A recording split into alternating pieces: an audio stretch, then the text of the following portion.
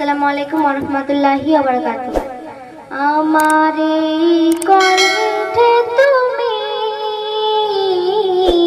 তোমারে বাণী তুলেছ, বুকের দেরাজে তুমি কোরআনে স্থান দিয়েছ। এত ভালোবাসো কেন মালিক আমার, কি করে শুকুর তার করি